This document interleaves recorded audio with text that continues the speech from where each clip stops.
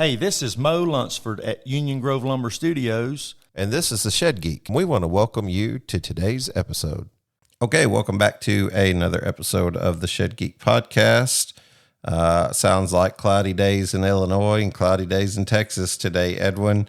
You want to introduce yourself, the name of your company, and give us a little idea of who you are and what you do, sir. Yeah, so I'm Edwin Miller. My wife and I, we started our company SE Yard Solutions back in December of 2018. And I started out mainly just doing subcontracting work I did subcontracting work for Tough Shed, installed sheds, traveled a little bit with them. Then I went and also did contracting work, installing a lot of sheds for Backyard Products. They're the company that sells through Lowe's and several other different outlets that they have. And I also was focusing more on trying to do privacy fence, was really what I wanted to do. Didn't take me very long to figure out that come July and August here in Texas, you start trying to dig holes in some of this caliche, what they call caliche dirt. I'm like, yeah, that's not really for me. So I was like, I'd much rather build above the ground. And so, I knew how to build sheds, and eventually that just kind of took, what took off. I tried to do some other things, but nothing ever really worked out. So like, I always kept coming back to sheds. Did some work for some different companies, and then I guess it would have been 2021, 2022. Trying to think now. It would have been like 2022 when I really got serious about trying to actually build my own shed business and go after my own clients and actually try and build a brand. So that's kind of where I started. I had my website that we designed and built, and had my Google My Business page, and got a few leads that way, and I just kind of went from there. So, yeah. That's awesome. And you're in the Dallas Fort Worth area. Yes. Yeah, we live out here we're based in Paradise, Texas. We're about an hour from downtown Fort Worth. So we're kind of on the northwest side. So we service the whole DFW area. I mean, we'll go out to, I built a shed in Lubbock the other day. Had a guy that needed a small shed out there. So I drove out there to build it for him. But yeah, we service quite a wide area. I mean, and I'll go just about anywhere if you pay a delivery fee. So. Yeah, you cover. I know you've been down close to San Antonio and over close to Houston at times. It seems like I've seen on Facebook. Not Houston as much as like the Austin, San Antonio area. That's about as. I mean, we built one this winter down there. We had a guy that really wanted one, so we built one for him down there. But I've never really. I mean, I did do some work in Houston. Yeah, that was quite a few years ago, and that was in the middle of summer, and I realized I don't care to work down there in the summertime. It's really humid. You get in some of those swamps down there, and it's just like, yeah, not for me. I'd much rather stay a little bit further north if I can. So we try and focus most of our work within a 100-mile radius of here, but Gotcha. There's other areas that we will cover. So you definitely have a little different business model. A lot of the shed industry builds, delivers, but also offers oftentimes an on-site option. But that's what you do all the time. This is like our friend Tom Burbage over near London. We've had him on the show, and he said, "Man, that's how everything's built over here. We've taken lumber straight through their home out into their garden." And he said, it's just a little bit different model, but that's kind of your wheelhouse. I would say smaller sheds for the most part is probably a bit of your target audience, but I've seen you build some pretty large structures as well. Is that common?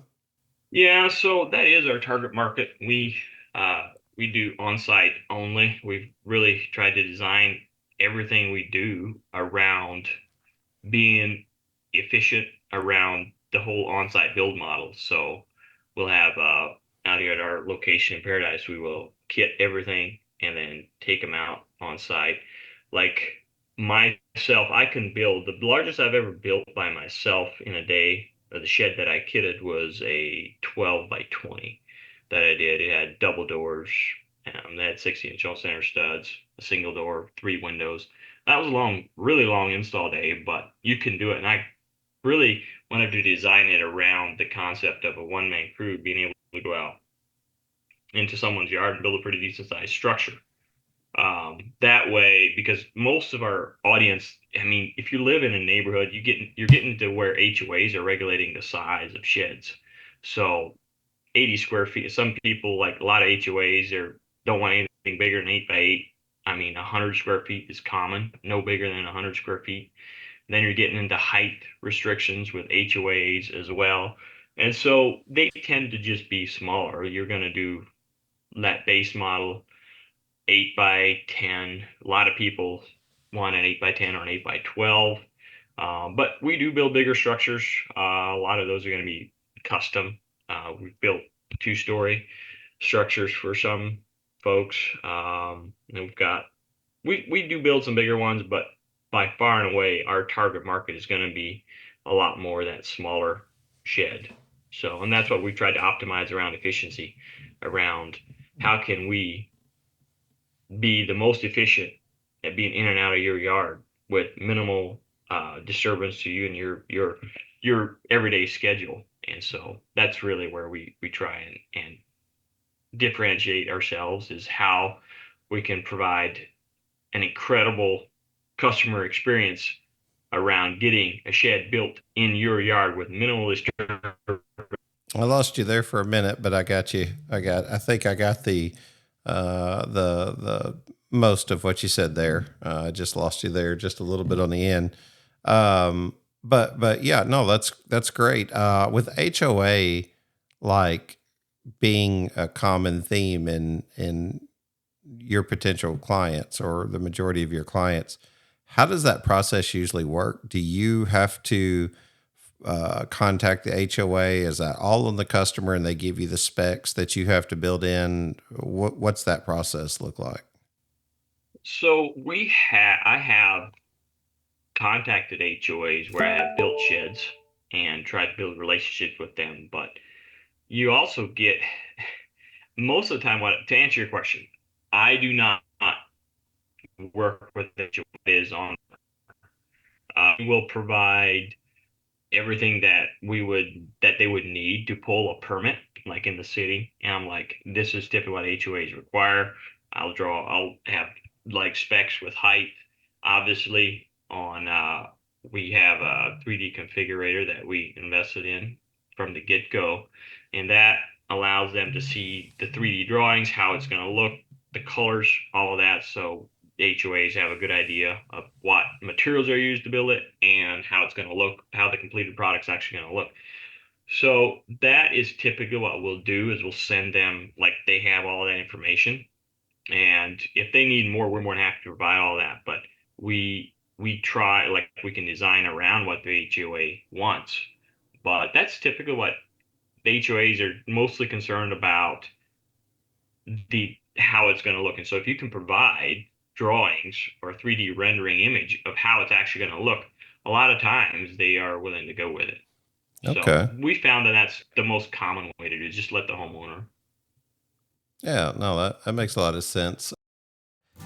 Digital Shed Builder is an online shed configurator that strives to provide incredible visual quality, fantastic customer service, and an amazingly low price point, making it a perfect fit for any shed dealer looking to increase their online sales. Digital Shed Builder is simple to use, taking less than 5 minutes to integrate on your site. The Get a Quote feature streamlines your sales process, showing you exactly what your potential customers need. They offer a highly customizable experience that accurately represents your brand and unique shed offerings, working with you directly to set up everything you need in a configurator. With no extra startup cost, no lengthy contracts or commitments, and no hidden fees, Digital Shed Builder has been created with quality, simplicity, and affordability in mind. So you've been doing this for a couple of years now. Any any insight as to where you feel like you want to move the next direction? Do you want to stay in the on-site build, or do you eventually want to get into the portable side where you're actually getting involved in the transportation and pre-building model and having a lot, or creating a digital storefront, however that looks, and putting that model out there? Or are you content, happy, and feel good about like the on-site model that you currently have? I mean, I've looked at that, and obviously there's always going to be a market for that shed lot. People come in and they want a shed yesterday. A lot of times if you're not booked out, you can get a shed to them pretty directly. Um, I'm pretty content with staying in my lane with on sites. I think that's really where our expertise lies in perfecting that process. Because if you're looking at it from an efficiency standpoint, setting up your factories to build that shed in-house and then delivering it pre-built is a little different than setting up a factory process to kit a shed and then build it. If you can, so you give up efficiency gains if you're trying to build them in a shop. Now, so I think the best path forward for us is gonna be to focus on that on-site model where we kit them and then take them out. I'm not saying we can't do shed lots because again, they're designed around the concept of moving them. I've worked at more than one shed startup, and that's what we did. That's how I learned how to build portable buildings is, in a shop. So I know how these structures need to be designed to hold up when you try and pull them. The joist doesn't pull out on them. Walls don't. You want solid top plates on your walls. You need some of those. If you especially get into bigger buildings, you need to brace some of the corners up and stuff so that your mule doesn't push your walls in. So we design them to where all of that stuff is. I mean, if we build on site, a lot of times we can get away with three runners versus four. The only reason for a fourth runner in like a 10 wide building is so you actually have, so it can fit on a trailer to transport it. You don't need it structurally. Like even IBC codes, you don't need that for your span on your floor joist. So there's some things like it's not that hard to just throw, if you do ever want to move it, just throw two extra runners underneath that shed that are spaced appropriately for a shed trailer if you need to. So we just build it to where it's not necessarily going to be moved. And then it's not that hard to just throw some extra material in there. But what I found, I mean, I've worked with both models, and the cost of transporting sheds is only going to go up from here. Like insurance isn't coming down, equipment doesn't seem to be moving down much. I mean, there's more equipment coming in on the market as far as moving sheds is concerned, but the cost to operate the equipment isn't necessarily going to go down. So it's like, do I want to add that additional overhead to my business, or do I want to try and maximize the efficiency of being able to build your shed on site? And you don't have to worry about equipment coming in your yard. None of that stuff that the customer has to worry about. Like I could get in places that, I mean, I built on, there's no way you could have got a shed down side of Lake Bridgeport where I built it if it was pre-built. I mean, and it was enough. It was hard enough to get it down there on site. I mean, I I had to use the neighbor's driveway, and it was so steep. I was like, I unstrapped my lumber, and it all started sliding off the trailer because it was just where I'd parked. I'm like, yeah. So it was like there's some stuff like that you can't. It's really hard to get in. So areas like that, servicing people, and that was out in the country. He had an HOA that. But as far as building restrictions, he didn't necessarily, he was out in the county. So you get into areas like that where it's just, to me, it's not worth the upfront investment to really maximize that. Now, if we go to trade shows and things, like I can always hire drivers to haul sheds. So to me, when I looked at how I wanted to structure my model, I'm like, I can try and go out and get all that equipment, or I could take that money and put it into market and really try and capitalize on the on-site market. So that's kind of the approach I've taken Yeah. is to just instead of trying to operate a transportation business, I will focus more on what we do best, which is getting a shed built in your yard efficiently. What's So, the customer experience been like for you in that way? You reach a lot of your customers organically through your website and through Marketplace.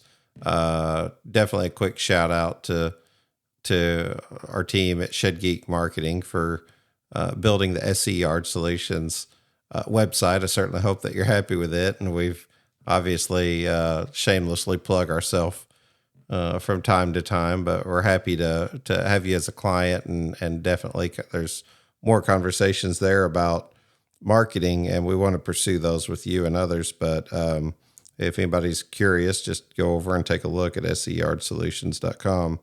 But how's your customer experience been there, Edwin? Like what have you experienced versus a traditional? You've worked in shops before, so what have you experienced the customer's expectations are versus like going to a lot, speaking to a salesperson, and then either ordering some piece of inventory or a custom shed? What's it like going through you, and what do they say? What do the customers say their experience is? well, a large part of it has to do with the website. Um, you need trust. So when people find you, if you direct them to your website, and that's a big part of it, is actually investing in the digital side of things. If you're gonna build it with no inventory, build a business around not actually, having a lot full of sheds, and that's where, like, we built the first website, and we got compliments on it because it was, I mean, we just built it with the simple tools that we had. And then when but we didn't really have any tracking, and that's why, like, I had y'all build it, and y'all did a phenomenal job. People can find what they want. They can find all the information that's relevant to purchasing a shed. Is the homepage looks great. And, like, I've got compliments on that as well, because they like something that's easy to find. They don't want to have to fill in all kinds of information before they get any, like, they want to put in personal details before they find information that's relevant to what they're looking for. And so we don't try and, I mean, there are some areas we need to work on as far as capturing leads, but you just want to make sure that people can find what they're looking for before they have to really do a whole give away their phone number and email address and all that stuff. The customer expectations, there's definitely been some hesitancy. They want to see the work you do. That's mostly going to be the older people. And I do have one display that I built. I don't know a lot, but it's not, there's the amount of people that actually go out and take a look at that shed just to be comfortable is minimal, because we have a good web presence. We have great reviews online. Like, that's the biggest thing. If you're going to build a business around a digital, like a commodity style, capital intensive business like sheds, around the digital concept, reviews are the most critical thing to get it going. And that's what we found. We just really focus heavily on trying to get reviews, and then just pointing people to that, and then leaning on those reviews in our marketing and pointing people back to that. And that overcomes almost all the objections that people have. Like, let's say they find us a marketplace, and so they're not really comfortable, right? And so we'll just direct them, like, you can go find the reviews, find out what people are saying. And, like, 99% of the time, it takes care of almost all the objections, because they can see what people are saying, and it makes them a lot more comfortable.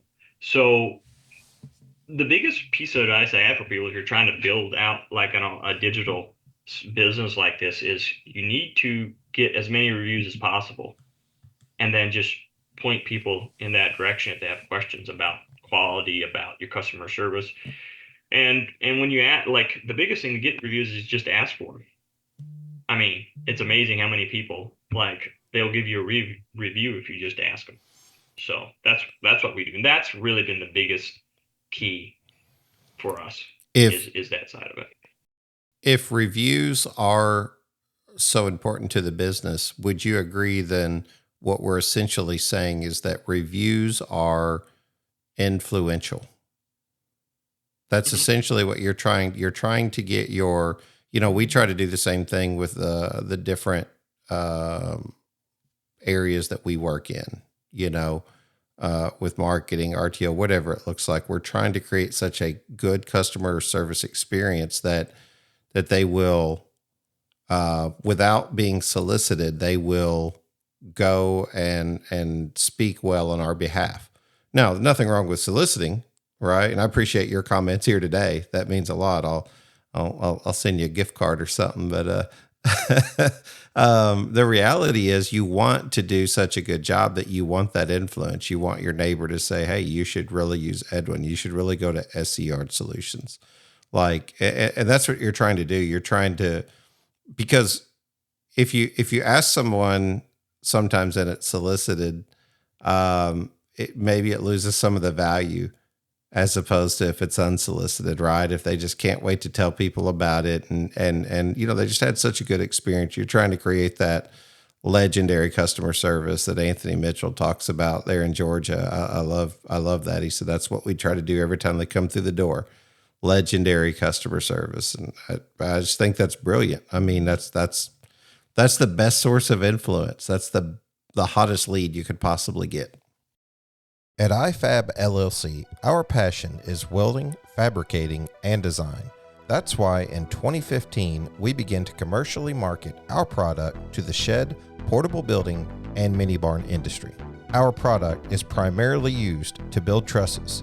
Our truss saw system cuts boards in one motion, and our truss press system installs and presses the gusset plates to a finished truss. We custom fabricate jigs that assure perfectly symmetrical truss setup without error. We also have other products designed to help your shed builder increase quality, efficiency, and save money. Our precision door tape will build your custom doors square every time and easily adjust to build any door. For products like these or other custom fabrication services for your barn shop, visit ifabllc.com or call 563-422-7496 or simply email us at ifabllc@gmail.com. Yeah, it is. And you hit on a good point there. The other thing that we do is we implemented a referral program. And so we that's something that I try to keep up as much as I can. It's a little bit, sometimes it can be a little bit difficult to keep track of all of that, because you can have a customer that might have got referred to us, but they never mentioned it to us. And so it's kind of like, well, I don't even know who to give a referral to. So that's something that's kind of in the back of my mind as I look at building it, is how do I build out a better referral program? But yeah, it's the solicitation, as far as the solicitation of reviews. So I never really think of going to give a lumber yard a review. I just don't. It's just something that doesn't really cross my mind. Even if I get phenomenal customer experience, I'll just go by, and if people ask, I'll tell them. When I think of giving a review, most of the time it's going to be like in a restaurant business, like that's the food's good. And so yes, I want people to give me those reviews without me asking for it. But and it's becoming more common. But if you just direct people's attention to the fact that you could give me a review, like reviews are essential to our business, give a review on Google or Facebook, which is where most of our reviews are at. Most people are like, oh yeah, sure, I'll do that. And I'll tell all they're also saying I'll also tell all my neighbors. It's just a matter of, like, most of the time, if you provide that great customer service, you only have to ask them once. Like, and they're like, oh yeah, sure, great, right? Where are you at, right? It's a matter of, it's not like we're trying to push them, and we're not like giving them like, oh yeah, you go give us a review, we'll send you a $50 gift card or whatever. Like we're just simply asking for an honest review, an honest assessment online. And most people are more than happy to do that. So yes, I wish it was more people would just think of doing that. But I've just found that in the shed business, they don't typically, especially because we don't have we have a physical presence here. I mean, they could come out, but there's no displays here for them to see. Where, like, there's not even an actual physical storefront for them to give a review to. So they typically don't. So it's a matter of us asking and actually soliciting the review, because otherwise they just don't really think of it. Unless they have found us through a review. Now that's the other thing is as your review base builds, if people actually organically find you because of a review, they're more likely to give you a review. The other thing is there's a lot of people that choose us over some other shed builders because of our reviews. Mm-hmm. Like Mm-hmm. they're just like we want to do business with you because your reviews are great.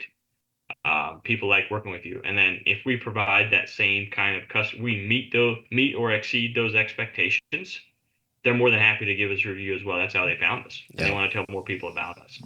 So that's that's kind of where I felt like I used to kind of be like, oh yeah, asking for a review. That's kind of like, isn't that a little cheating? Isn't that kind of like really not necessarily cheating, but isn't it kind of like honest? Is that 100% honest? And then I was like, as I thought through the process of how it actually works and why people don't give reviews, I'm like, oh well, this I don't. I mean, Yeah. I'm so if guilty I of, go yeah. so that's kind of where it's hard. It's very important that like if someone asks me to leave a review, I will. Most of the time, just bring my attention to the fact that you need a review that helps you. So Yeah. that's where I fall. I'm so guilty of not doing it even whenever I should be. I think we're all probably built that way. It takes a little extra time, and you want the service to be such good that you just can't wait to talk about it. But I see your point, and I see what you're saying. I didn't realize we'd talked so much about reviews today, but I feel like it's made for a really good conversation, and it's got me like evaluating the way I think about different things.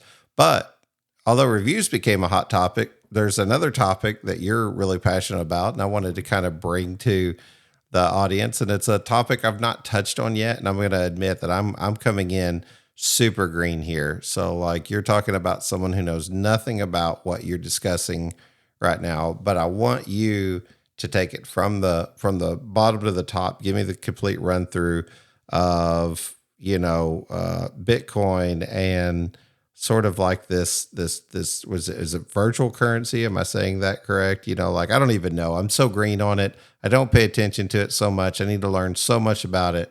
So, Edwin, you're my teacher here. You're my educator here. Let's talk about Bitcoin and let's talk about how like this virtual currency could have an effect on business and how that ultimately affects shed business. Are you a dealer who sells multiple products at your shed lot? Are you tired of sifting through clunky or overcomplicated softwares to simply sell a product? If so, it's time to call Cal. Consumer Aligned Logistics is the affordable, simplified, and scalable solution for your shed, carport, or even RTO company. We are partnered with Idea Room and Shed Pro for configurators and have multiple RTO partners to choose from JMag to Heartland to Shed Geek Rentals and Scott's RTO. And if your partner isn't listed here, just ask. We are happy to add more. Give us a call at 425-359-3279 or visit calcanhelp.com. That's CALCANHELP.com. I just want to kind of give you the mic to just run with it, man, because I almost don't even know what questions to ask. I'm so green on. I've been trying to educate myself and I just get lost. So I need somebody to break it down to me. Yeah, well, yeah, that's definitely something that I mean I've spent the last decade plus really trying to understand money and how our monetary system works uh, from a from the ground up. What drives the wheels of money and what actually is money. And Bitcoin, a lot of people think, oh, it's new. It was invented in 2008. And that's true. It was. That's when it was created. But to really find the reason why Bitcoin was even created, you have to go all the way back. Like you have to go way back, like 100 plus years. I mean, Bitcoin is the invention of decades of trying and failing other digital currencies that didn't work. They didn't really make it. And Bitcoin finally put enough of the right pieces together, and we had an internet that was so you couldn't have Bitcoin in 1995 because the internet was not widespread enough and the speeds globally weren't fast enough to make it work the way it does. And so it was just an evolution over time that happened. And so Satoshi Nakamoto, the famous anonymous creator of Bitcoin, finally was able to put enough of the right pieces together in the right order that it actually worked, surprisingly almost, because this was not the first time. This is not the first current digital currency that people had tried to create. And so after that, you got a whole bunch of people trying to mimic. Anytime technology comes in, you're going to have people trying because it's so easy to do. And like, especially if it's an open source project, anyone can see the code and go mimic it. But the way that Bitcoin was created was it was designed in such a way that the longest block chain would always win. So let's say you had something happened, um, you had two actors trying to create division, and so they would be able to split the blockchain. Let's say we're able to get 25% of it. Well, there's enough if the other 75% of the network that's working, there's nodes. So let me back up a little bit. So the way that an overarching view of the way Bitcoin works is you have a miner, you have a computer essentially doing hashes, which is guessing. There's an algorithm that they follow, guessing numbers to fill up blocks. Then you also have nodes. A node is essentially you can run it off your computer. And all that's doing is validating that these transactions belong to this block and they're broadcasting transactions. So you have your miners that are mining. They're looking for blocks. Then you have your nodes that are essentially holding everything accountable, tracking the branch of a bank essentially. And these nodes are dispersed throughout the globe at this point. I mean, you've got them in practically every single country on the planet. North Korea, Iran, Russia. And as long as these nodes are operating, the Bitcoin network is always going to be accurate. Then you also have the code. So there's the code that stands behind it, and it's extremely hard to change the code because you have to get all the nodes and all the miners to agree to a change in code. So it became this. So as it started from the ground up, it had to be like there was not enough people to really challenge it. And as this network grew and grew and grew, in order for it to be changed or altered in any way at this point, is for all these parties to come together and agree. You can't backdate transactions either. So because once it gets broadcast to the network, every single node can pull up a rec transaction. And the only way to reverse it is if you can co-opt all those nodes, and they're all operating on different servers across. Not, I mean, obviously there's some on the same servers, but there's so many servers and satellites, like it's impossible to really reverse a transaction. And so that's the way the Bitcoin operates. And then so as you kind of went through, as it became bigger, became a thing. Obviously, more people wanted to like improve it, and so because there's definitely issues with it. I mean, it's not exactly super fast. It's not secure the way a lot of people want to say. It's you can it's harder to remain anonymous on Bitcoin than on some other blockchains. But you kind of need that if you want an open uh, ledger of money, because if I can't see that you spent money, how do I know that you're not going to spend it again? So you have to be able to validate it that way. And so then there was all these other people and teams that came up with other projects, but none of them have been as successful or being able to be as decentralized as Bitcoin, because it has a big network effect where it has eventually become so big that in order for you to overtake it, it's almost impossible at this point. Because if not impossible, I mean, you would have to have so much computing power. You would have to take so much energy off the grid. Like it would be the amount of power would be just completely out of this world. Like we would know it was happening. If there was an attack on the network, we'd know what was happening because of the amount of power it would take, electricity, because of the miners you have to plug in. Like we would know that something was happening. There's almost no way that we wouldn't know. And then the only thing you would do really is destroy yourself, because once you spent all this hundreds of millions of dollars to bring all this power online, to buy all these computers, to mine it, To break it would mean that all that investment is lost because now you broke it.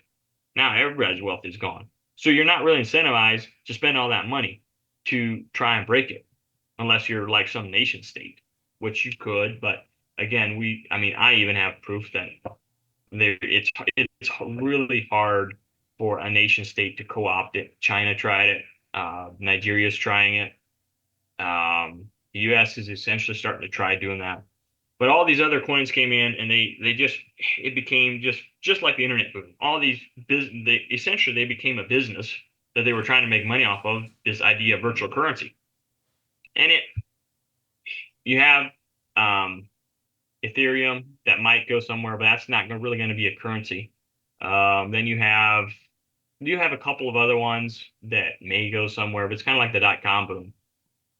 You got to kind of wait until it shakes out to know which ones are actually going to go, but they're not really going to be.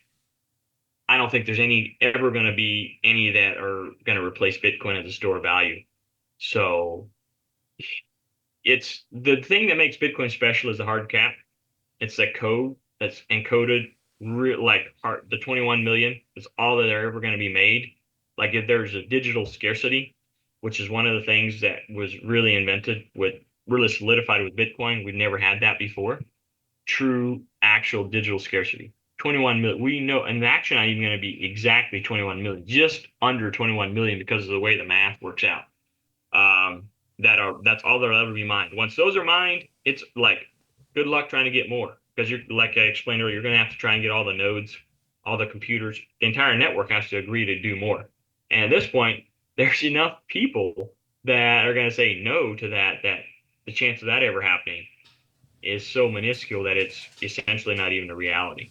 So then you if you go through history as it kind of kept growing and getting larger and larger, you had all these other coins came in and try and mimic it. And a lot of these are just rules. There's a lot. I believe it was Mark enriching, but a lot of these venture capital firms, let's say you had a software business and you're trying to raise money for it. If you went to a VC firm and you pitched them the software company tied to a meme coin or a virtual currency, a digital token, you were much more likely to get funding. And the reason you could do that is because of the way that money works. When you invest millions of dollars into a private company like that, you have to hold it for a certain amount of time per the SEC rules, the way that all the regulations work around it. So you have to hold on to it. So now you have to hope that the business make it through the ups and downs of the business cycle for you to actually make money on it, and at least, get your money out of it and hopefully make a return on that investment. Well, with these digital currencies, you didn't have to wait. You could essentially mint as many coins as you wanted to. And as long as you could get them listed on like Coinbase or Kraken or any of these other digital currency exchanges, and you could pump the price, because if you could, let's say you created 5 million coins, and then and the venture capital firm holds 40% of that float, they could try and pump that price as much as they can and then dump it. And they could do all that within 5 or 6 days of them making the initial investment. Let's say you invest $10 million to try and help this startup get going. You can make in a matter of weeks instead of months. That's why you saw this huge, and investors were just gobbling it up because virtual currency was a big thing, right? This is the next thing. And all these coins that were hitting the market. So they just began creating all this, and it just put a bad taste in people's mouth, because you get rug pulled, and these coins are they'll never go up in value. So I always tell people, if you're looking at don't do what I did. I made money on some of that stuff, and then I promptly lost all of it because I kept hanging on to it. So I'd invest in it, but I always come back to Bitcoin.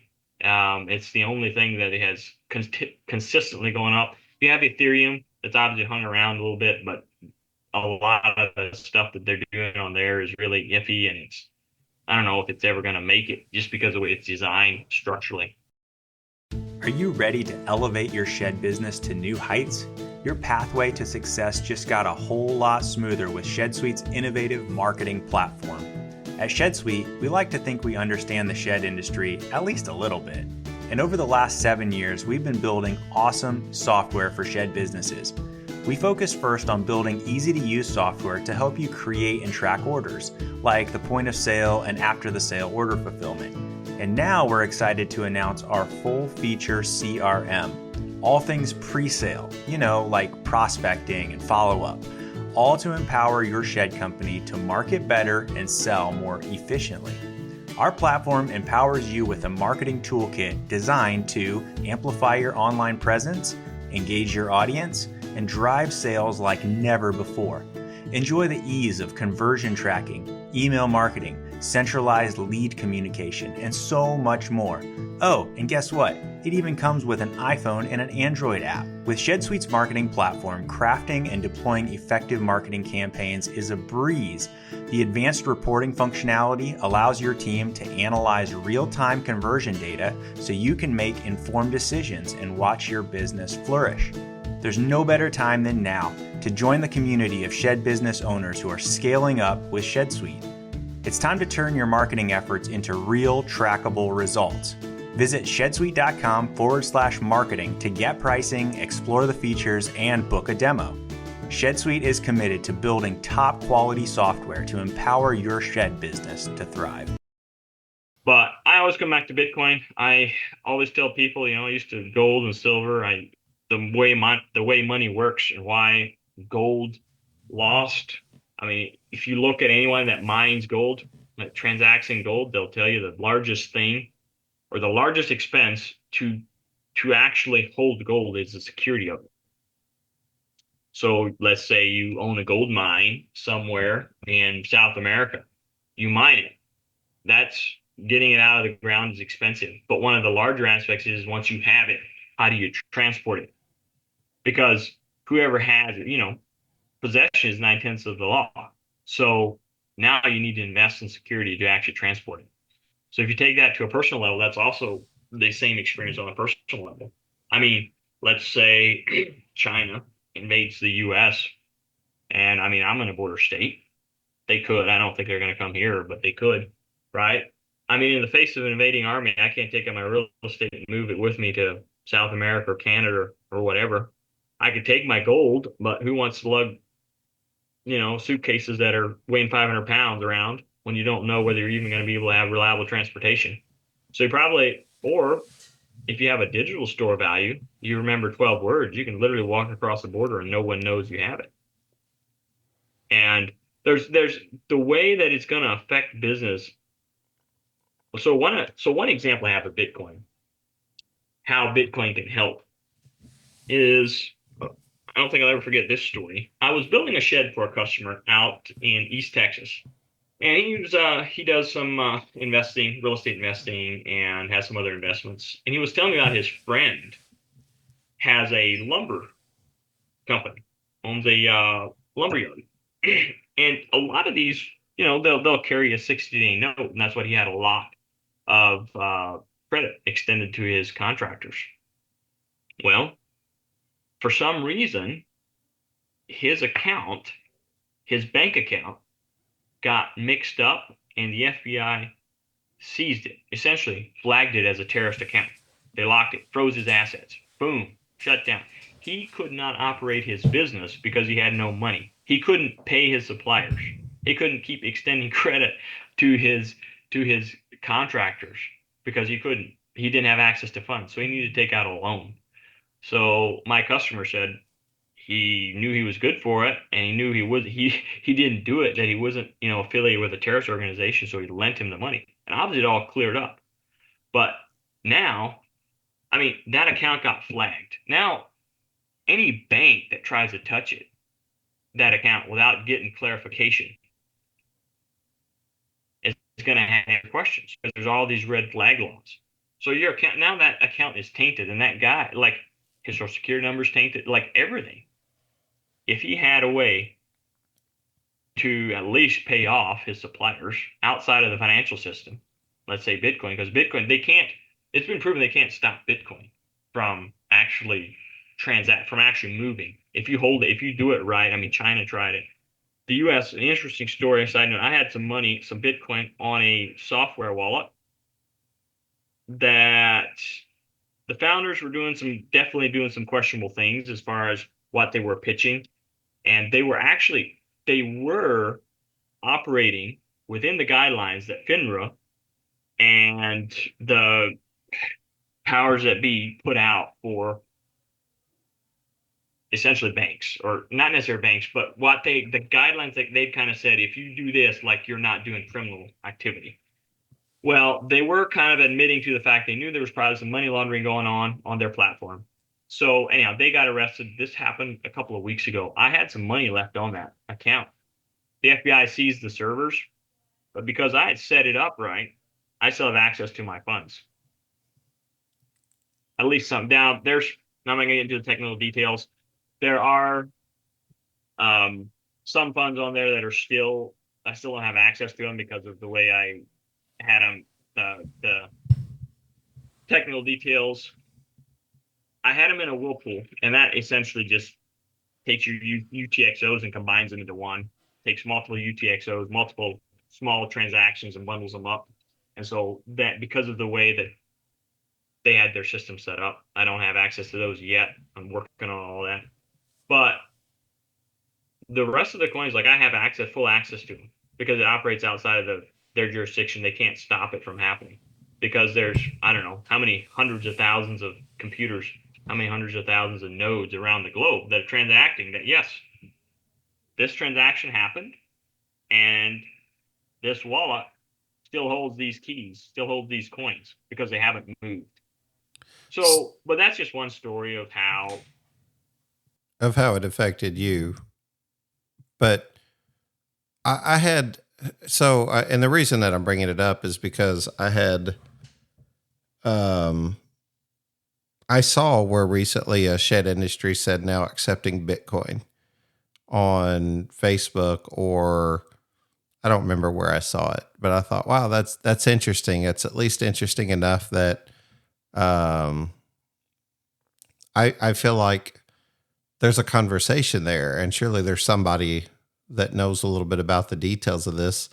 And as me and you were just doing discovery and finding more conversation, you were talking about this, and I know there's others around that, have some thoughts on this. I've seen Jason Graber at Shed Suite mention some different stuff on analytics and things like that. But I want to dive into these conversations more. One, just so I understand it more, but two, so that the audience understands it more and how that would affect their business. How do you even accept Bitcoin as a form of payment for a shed? And the fact that that's happening already, it's just got me perplexed. And I'm definitely curious your thoughts on it. Here at Identigrow, we have been providing custom nameplates for the shed and furniture industry for over 20 years. We are so pleased to know that shed manufacturers see the value in expressing their shed brand to potential customers using an Identigrow nameplate. When you add an attractive decal to your product, you will more than pay for the cost with increased sales. Clients will not only be able to identify the shed brand, but it will help to brand and advertise to potential customers who can easily see the nameplate, and in many cases, find a phone number or website to shop for themselves. At Identigrow, we are happy to continue to serve and invite you to visit our website at identigrow.com or give us a call at 540-283-9193. You can even fax us at 540-283-9194 or visit our website by clicking on the Shed Geek newsletter and then simply fill out some basic information for a free catalog or free samples. Thank you, Shed Industry, for allowing us to serve you in identifying your sheds. Identigrow. Identify your products. Grow your business. Yeah, so I've never accepted Bitcoin for a shed, even though I would. I've tried to sell sheds. I've offered substantial discounts to people that'll buy a shed with Bitcoin. But right now,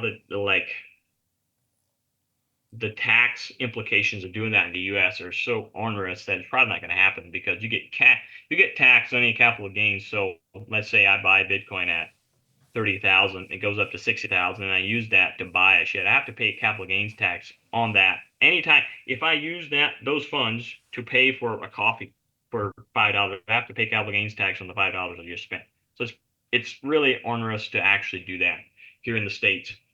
Um, you have an address, it's becoming easier and easier and easier to accept payments. One of the ways you can do it, depending on the wallet you have, you can download on your phone. People can just scan a QR code, you hold it up, they scan a QR code, and it will send the funds. They'll sign it that way. If they have a signing device, they're right. Again, it's very similar to the early days of the internet. Like it worked, but as more and more people started working on it and developing, it became easier and easier for people like me to use it. And so that's kind of the way Bitcoin it's becoming. Even in the it's been about 4 years now since I've really been in Bitcoin. It's become substantially easier to do all this stuff. But it's really once you get into the nitty gritty of it, it's not that hard. Once you understand like what a key is, your signing device, your wallet signs it with a key. Like I said, a lot of things are moving to a QR code where you can scan a QR code and it's simple, easy to do it that way. Just accept payments. So it would be just like any other form, like just accepting cash. It's peer-to-peer transaction. Um, that's how I would do it. I'd either give them my wallet address, which is just a giant string of numbers and letters, and as long as it goes to that address, like I can then confirm that I actually have it because it will come in my account. If they put it, the other thing is, let's say like if your credit card gets stolen, the bank can refund your money. They can like when a Bitcoin gets spent, like I said earlier, like you can't reverse the transaction. So let's say your customer puts in one or two numbers or letters wrong, and it goes to the wrong address. Like it's tough luck because it's not coming back unless you can contact the other person to get him to refund the money. Like it's not coming back. So like there's personal responsibility has to be noted. Like there's no refunds. Once that money is gone, like there is no recourse. Period. Unless you just happen to have sent money to some benevolent person that was willing to give you your money back. Wow. So, yeah, and that's the thing. And like that's one of the other things that makes it such attractive as a currency because you don't have a central power saying, "Oh yeah, the banks that made all the problems in the first place." You get bailouts, which is what happened in '08, and that part of that is what really spurred Bitcoin because a lot of people were like, "Man, this doesn't make any sense. You're the guys who created all the problems. No one gets criminally prosecuted. You instead get more money." So there's a level of personal responsibility that has to be taken when you actually look at doing this.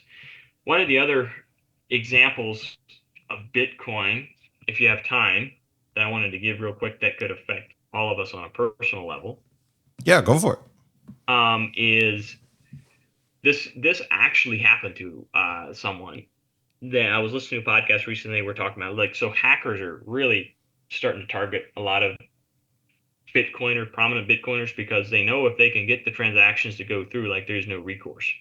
I mean, the FBI can go and try and seize it, but there is no recourse. If they custody it and stow it right, like there's no recourse for anyone to get those funds back. But he was talking about his sister. So he was driving the car one time and got this scammer called him and told him that he had his sister had kidnapped his sister, and they even played like a woman in distress on the background. Said her boyfriend, wouldn't do it to pay the ransom and whatnot. He was like, okay. The scammer knew just enough, said just enough of the details right to where he's like, there's legitimacy here. So he had a passenger in the car. He had him call around to try and verify that his sister was actually taken. And his sister was at boot camp. I believe it was boot camp in the Air Force. And he finally, through enough phone calls, got a hold of someone. They shut the training camp, whatever it was. I can't remember what he said where it was. They shut it down because they had word that one of their trainees was essentially kidnapped. And so they shut it down for an hour while they found her, verified that she was actually on base. They shut the entire base down because of a scammer and one guy trying to verify that his sister was in fact not kidnapped. So, and that is going to become more and more common, I think, as AI starts to pick up. You can impersonate people. You can already impersonate with AI. You can impersonate like all the video. Like you can do video calls to try and verify the identity of the person, and AI can make one that's almost as realistic as yourself. So in a world of robos and scammers, how are you going to verify that you are who you say you are? And this is the other thing where Bitcoin comes in. So the guy was able to verify that he was. But if you have a way to digitally represent yourself online, let's say you can spend 2 or 3 cents to verify that, everybody can know that it's you and it's not somebody that's impersonating you. And that's where like the keys, you're holding your own personal private keys with Bitcoin come in, because it takes actual mining energy. It takes money. Like you have to either A, spend fiat money, US dollars, to acquire it, or you have to spend money to set up a computer, a mining rig, electricity to mine Bitcoin. It takes actual physical work. Like you can't just create it out of thin air. It takes capital to do that. So if you have, and then you have a way to cryptographically and digitally sign that this is me. This, I am willing to put hard work behind the fact that I am who I say I am. Suddenly it becomes very costly for scammers and impersonators to verify anything, because it takes real effort, it takes real energy to do that. And so as this starts to become commonplace, like knowing how to move money around, how to sign your transactions, which is not that complicated to do, is going to become more and more imperative. And especially like this might resonate with a lot of the shed industry, because I know like a lot of people are very, very much into like believe in God and that we should go do good in the world, like I do. I'm a Christian. And so missions are a big part of what we do. I mean, let's say you have someone, let's say your son or your daughter is over in Kenya and you get a phone call, but someone kidnapped her. Like what, how are you going to verify that? How are you going to get money to them? I mean, let's say someone's in South Korea. You're a business owner, you're doing well. They get kidnapped and someone in North Korea, and they ask you to send money to North Korea. How are you going to do that? How are you going to verify that they have it? If you send money to North Korea, you're probably going to get sanctioned. Like it's like, and once that genie is out of the bottle, like you'll always have eyes on you, because everything is tied to your bank account. So like you ask, how is this going to affect the shed world, and how, but it's not just the shed world. Like it will revolutionize the way we do business and the way we think about taxes, because of the incentive structure that's in place now. If the government can't access my funds without my consent, they are incentivized to essentially not kill me, and not freeze my assets, because if I die, my capital goes with me. The more capital that we have in society, the more businesses we can create, the more society prospers. And so if suddenly the incentive structure gets flipped to where they are actually incentivized to provide the services I need to create and build a society in such a way that it benefits everyone, without robbing me blind via taxes and everything else that they try and impose on us, like how's that going to affect business? Because they cannot, like, we have, there's a lot of, like, it's been proven that they have not been able to stop transactions from happening, and that they have not been able to actually break the encryption that stores your keys. And so if they are designed, or if they are suddenly forced to deal with that reality, how's that going to affect taxes and the way we actually build society? Like there's the whole, second level, and there's third level, and there's fourth level thinking, that how is this going to actually change it? Like, I don't know, but I'm here for the ride. I love everything about it, and I love trying to think through how that's going to affect it. And personally, I would much rather get in the boat and risk sinking with everyone else than just try and play it safe and know that at some point the boat we're on is going to sink anyway. So that's kind of me, because history has kind of told us that all fiat currencies go to zero, and all societies that rely on them end up kind of imploding. And that's essentially what we are on. And I think there's a lot of hope for us. I think there's tons of hope for us to actually create and build a better society that's structured much more in line with the kingdom of God, because the incentives actually line up instead of an incentive structure that essentially says if you don't do this, then you are subject to seizure of property and assets and imprisonment. So that's kind of a high arching. I mean, there's tons of little rabbit trails we could go off on that, on how that could play out. But that's kind of how I feel. Gosh, man, I just love your passion for it. It's equally as passionate about that as you are your business, your shed business, but they coincide. Just the same as I tell people all the time, I don't know, how I separate my work and home life from ministry and church and that might not be everyone's thoughts, but I'll stop in the middle of the day and pray with someone, or you know what I mean? Stop in the middle of the day and talk to God and invite the Holy Spirit to give me direction and give me, the mentality to handle things the right way, and as the story is told, my flesh wins sometimes, and I'm imperfect, but always striving, as Paul would say, to do the better thing and to finish the race. Man, we talked about at the beginning of this, will we fill an hour? Will we fill 45 minutes? We've filled an hour, and it's happened really quick. I want to wrap up, but I want to give you the same opportunity as I give everyone else. I didn't prepare you for this, but is there any questions you want to ask? Gloves off, podcasting, faith, church, business, sheds, doesn't matter what it is. I spend a lot of time asking you and getting your thoughts on things. Anything that you want to ask today before we wrap up of me, just any question that comes to mind. Well, I listened to a lot of your podcasts, so I knew the question was probably coming, and I didn't really prepare and really think about what I would want to ask you. But one of the questions, I guess, that I have is, and I know you've been asked something similar to this, is like you see a lot of different businesses, and out of like as far as the way that the shed business is structured, where do you see the most opportunity as far as building the traditional model and building out inventory and shed lots, or going more along trying to reach those people that you can't deliver one to? Like, which one of those do you think has the most opportunity ahead of it? If I narrowed it down to those two, I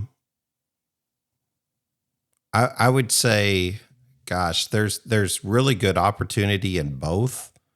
I don't know if I identify a clear winner in my head. I would say building a digital storefront is way cheaper than just opening up a new lot. So that's sort of why we went the direction of marketing, because we knew that a full suite marketing company would be able to build websites, do all of your tracking conversions, like do your organic and your paid SEO, like try and create more SEO, but then also, run ads and like reach customers and target and retarget those customers through data that you're able to collect through those conversion tracking tools. And, so, I mean, like it's as you see other stores even go, we were all fussing about, self-checkout, which I shamelessly admit that I've been defending for a long time. But now look at it, and the reason I do is, there was a time where we had full service gas stations that people pumped your gas, and then you got to where you pumped your own gas. So whenever I hear people say, well, I'm not going to do my own shopping, it's like, man, business changes over time and business responsibilities change. I just always picked on the people who were picking on Walmart, because I was like, of all the things they've got to pick on Walmart, like it's kind of hard to justify like the number one employer in America is costing jobs, right? Like they're changing business because they're changing structure. That's the way they have to, just the way we all have to. But now you can walk in and just scan the items, put them in your cart and walk out, right? Like you don't even have to like go to checkout. So like, that's just an example of like job duties and description and responsibilities change over time, but that doesn't always necessarily affect employment. Plenty of reasons, Walmart to be frustrated, whenever they started capping everyone's insurance at 32 hours. I'm not a fan of that. So like there's things we could complain about, but still yet they've made like lots of created a lot of benefit to society. Anyway, so I think the digital storefront has so much potential, but I am seeing like these few mega lots pop up, Sam and Susan's doing that in South Carolina and looking at doing that in Phoenix and other places. So I always find that interesting to listen to their thoughts. My buddy Jeremy Martin down in Harrodsburg, Kentucky's got a huge lot, or he's hiring like 5 or 6 salespeople to compete, and sort of like, trying to soak up an area. So I could see, we'll have to see. I don't know.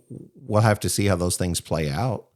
But I can tell you that a digital storefront allows you to reach so many people. When we try to educate people through SEO, we try to talk about how you service a 50-mile radius, but not all people in that 50-mile radius are going to drive by your lot necessarily.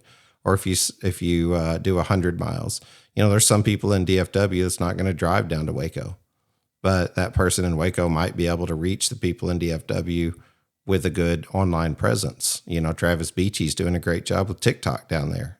So I mean, there's opportunities and possibilities that you just have to like try to think broader.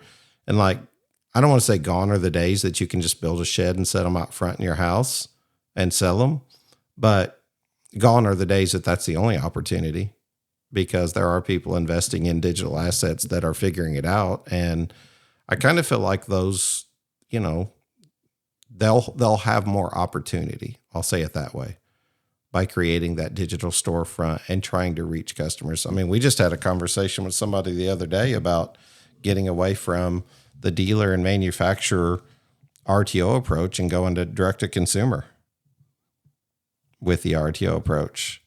Like that changes everything, because, the RTO companies can only pay premiums for so much. And now I'm hearing 6, 7, 8, 9% just to keep someone on, where we went a different direction and went service-based with marketing. So there's big conversations here. Maybe that question has like more questions come out of the answer than an actual answer to your question. Or it may just, generate more conversation. But always love talking to you about all these things. I love it whenever we have our private chats, but it's nice to put a microphone to it, podcast to it, and I don't know, just kind of get some details to it. I feel like we're going to be friends for a long time. And every time I get a chance to get down to DFW, I want to have lunch with you more.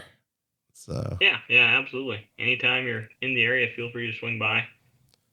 We've got a little place here. You can park your RV out here. Hey, we don't have a hookup, but you're more welcome to come out anytime. That's all right. We'll come down. I appreciate the invite, and we'll make it happen. I'm going to get off of here because I think we're going to go eat some lunch now. But my brain is expanded today because of all the conversation. And you've got me so interested in understanding the virtual currency more.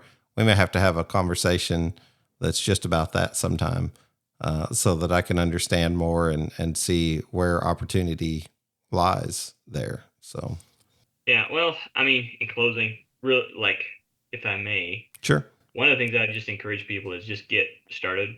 Start putting it on your balance sheet. 1-2% of your balance sheet. It could literally mean the difference between life and death for your business and for your personal finances. And in the end of the day, like, what is 1 or 2% if you lose it all? It's not that much. So that's kind of where I always try and encourage people to stay. Start out there, figure out how it works, and then just go from there. And by all means, if people want to reach out to me, I mean, I'm more than happy to help them any way I can. I'm no expert. I'm not the guy that I would necessarily reach out to for help. But if you want to know where to start, I'm more than happy to point you in the right direction. What's a good way for them to get a hold of you, Edwin? They can go to the website. There's contact information there. Email last the best way. Edwin M at SEYardsolutions.com is going to probably be the best way, really. Appreciate the talk today, man. I felt like it's been a little while since I've got to pray on the podcast. You care if I close this out in prayer, and then that'll give me a chance to go get a bite to eat too, and follow up on all these phone calls I'm missing over here. Yeah, absolutely. Absolutely. All right. Lord, thank you for this day, this opportunity, and this conversation.